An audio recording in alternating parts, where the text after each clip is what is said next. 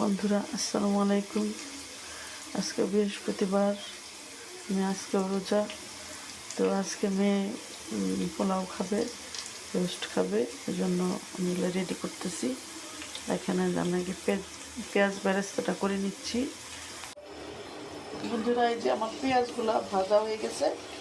এখন আমি আগে এই মুরগিটা আমি ভেজে রাখছিলাম, এই যে মুরগিটা, আর হলো এই যে বেরেস্তা, আর এখানে হলো রোস্টের সব মশলা। এখানে হলো আদা, জিরা, পেঁয়াজ, রসুন, আর এখানে হলো জায়ফল, জয়ত্রী, কিশমিশ, কাজু বাদাম, কাঠবাদাম, পেস্তা বাদাম, এমনি চীনা বাদাম সব একসাথে বেটে নিছি এটা। আর এই যে টক দইটা দিব। তো আমি রান্না করতেছি, বন্ধুরা দেখেন মশলাগুলো সব দিয়ে দিয়েছি।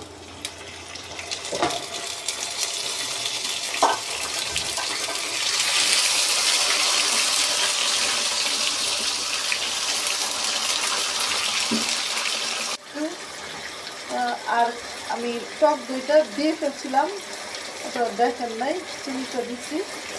এখন একটু ভুনা হলে তেলটা উপরে আসলে পরে আমি মুরগিটা ছেড়ে দেব।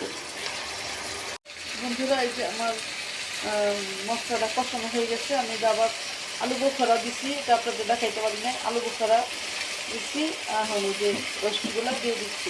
এর মধ্যে আমি এলাচি, দারচিনি দিচ্ছি, তারপর হলো তেজপাতা দিচ্ছি। বন্ধুরা, এগুলো আপনাদের দেখানো হয় নাই খুবই। এখন এটা আমি সুন্দর করে কষাই নিই।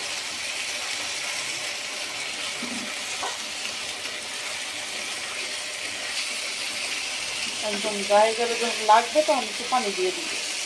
পানি দিয়ে তখন নামানোর আগে ঘি দিব। ঝোল দিছি, ঝোল দিয়ে আমি একটু মুরগিটা, মাংসটা একটু নরম করে নিব। তারপরে তেল ভেসে আসলে সুন্দর করে তুলে আপনাদের সার্ভ করে দেখাবো। বন্ধুরা, এই যে আমার রোস্টটা আমি আবার দিচ্ছি, বেরেস্তা দিচ্ছি, কত বেরেস্তা দিচ্ছি। আবার কয়েকটা দিচ্ছি, ওই যে বলে মটরশুঁটি দিবার নিজেরা ভালো লাগে খাইতে। আমি আর মটরশুঁটি প্রত্যেকটা জায়গাতে মটরশুঁটি দিই। এখন আরেকটু তেলটা বের হয়ে গেলে আমি নামাই নিব, দিলে নামাই নিব, ঘি দিয়ে নামাই নিব। এই যে বন্ধুরা, ঘি দিচ্ছি। আমার রান্নাটা অলরেডি হয়ে গেছে। আর আমি ঘি দিব, দিয়ে নামাই নিব।